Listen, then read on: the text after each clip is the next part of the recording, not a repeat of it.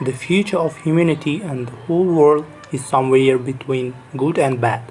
It's hard to say more than that.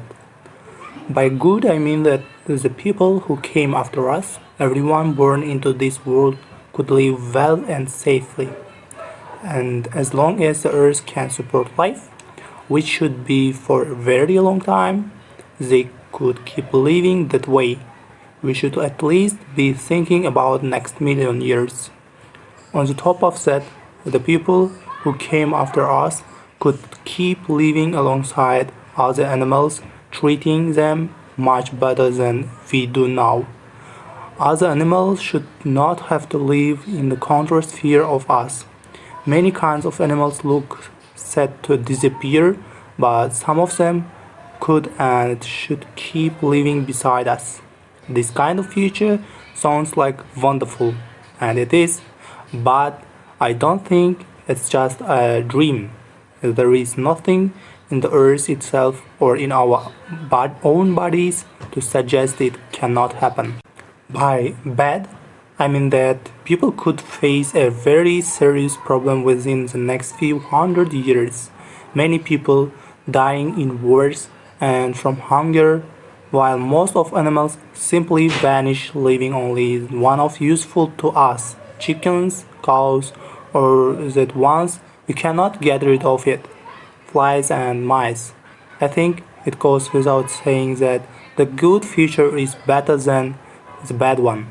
Our future is not entirely in our hands because the earth has its own rules. It's part of solar system and is not a safe place by nature. Other planets in the solar system are impossible to live on. It's either far too hot or far too cold. Our own planet could in theory tip either way too. Even a small change in our air around us could make that happen. The heat deep inside the earth is useful to living things in many ways, but sometimes melted rock bursts out through volcanoes or the surface. One of the biggest volcanic eruptions in recent times was Mount St. Helens in the USA. It threw out a cubic kilometer of ash.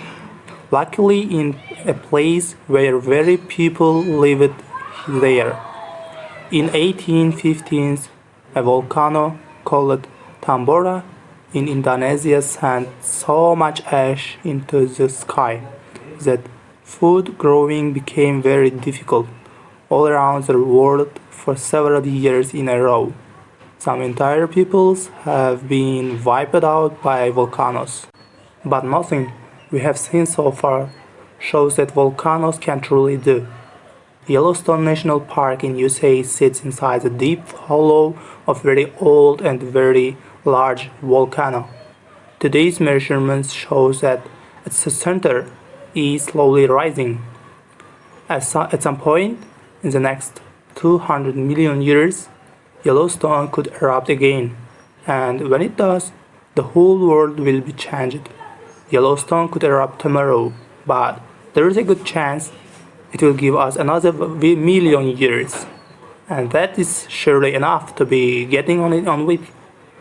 It makes sense to believe that will be the case. Space is dangerous too. We share the sky with huge numbers of asteroids, and now then they come close to our planet. An asteroid the size of a small island, hitting Earth at 50,000 km an hour, would strike the ocean floor like a rock dropped in puddle, send a mountain-high wave all the way around the world, and push us into a cold age that could last for hundreds of years. There are plans to stop such things from happening, but in truth, it comes down to luck. On the other hand, no asteroid as destructive as one that wiped out the dinosaurs 65 million years ago has hit since then. So again, there is no reason to disappear right now. The Earth is an uncertain place, but with average luck, it should serve us well enough. If we if the world becomes unbelievable in the next thousand of or million years, it will most likely be our own fault. In short, our future and the future of animals around us is very much in our own hands. Given average luck with nature and space, the difference between a good future and a bad one will be decided by how we govern ourselves. Some ways of running the world will help us survive for a long time, others will push us faster towards collapse. The main point is this: we need to look at ourselves and at the world in a new way. Our biggest problems are tied to the living world around us. We and our leaders need to think about the laws of nature, do that, and take it seriously, and we have a chance. Ignore it, neither we nor animals around us have any hope.